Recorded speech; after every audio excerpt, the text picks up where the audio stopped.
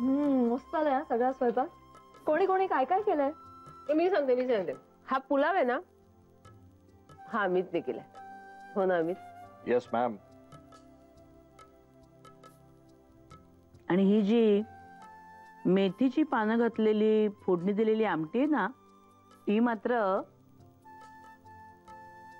यांनी केली. बघितलं कसं ओळखलं? मग आदित्य, तू काय फक्त पापड भाजलायस?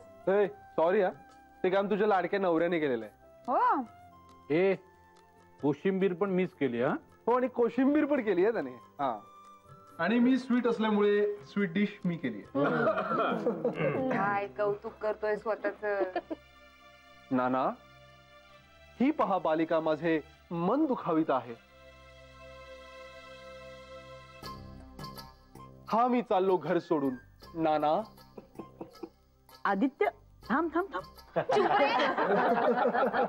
शाणपणा करू नको. दुधी हलवा वाढ मला. चल.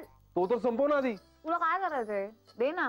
पण खरंच सगळा स्वयंपाक एकदम मस्त झालेला आहे. छान वाटलं. हो हो, मी तर म्हणते रोज तुम्हीच करा स्वयंपाक. मला चालेल, तू कर नोकरी.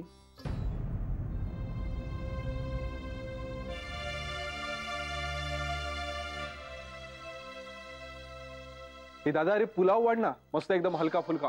हा, हे दादा, मन सुद्धा हलकं झालं रे, सगळं मोकळेपणाने बोलल्यामुळे. अरे मग तेच तर महत्वाचं असतं. आणि नाना माई, तुम्ही जागेच्या बाबतीत जसं वागलात ना, तसं पुन्हा नाही हा करायचं. तुमच्या मनात जे काही असेल ना, ते बिनधास्तपणे स्पष्ट बोलून टाका.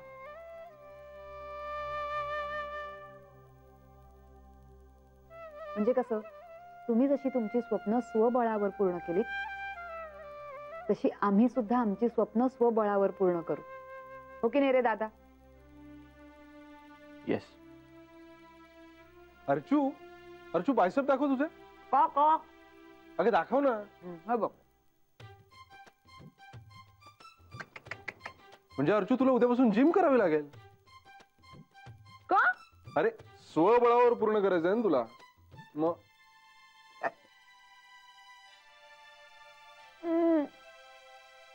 खूपच वाईट जोक होता रे. पण तरी मला आवडला.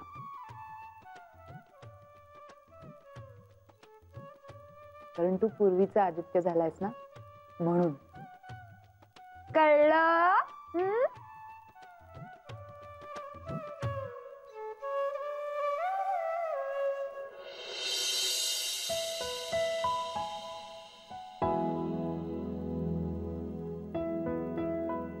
आदित्य, छान वाटतंय ना आज?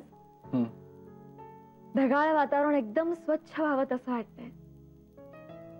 सगळे प्रसन्न आहेत. विजया सोडून. म्हणजे असं का म्हणतोयस? त्या दोघांना काही माई नानांना दुखवून ते प्रपोजल नव्हतं करायचं. अगं त्याबद्दल नाही म्हणते मी म्हणतोय दादाच्या स्वप्नाबद्दल.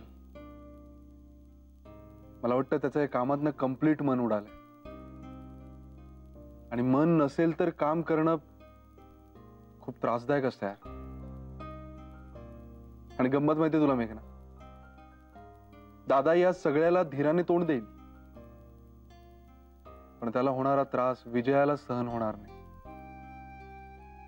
त्याच्यामुळे दादापेक्षा जास्त नर्वस ती झाली. कसं असतं ना रे प्रेमात. पण आपण काय करू शकतो त्यांचा त्रास कमी होण्यासाठी? मी बोलतो तिच्याशी. पण सांभाळू ना आदित्य. कधी कधी नेमक्या दुखऱ्या जागेला धक्का लावतो आपण. पण बोल नक्की. आता दादा आणि विजय त्यांच्या पाठीशी आपणच उभं राहायला हवं. करेक्ट.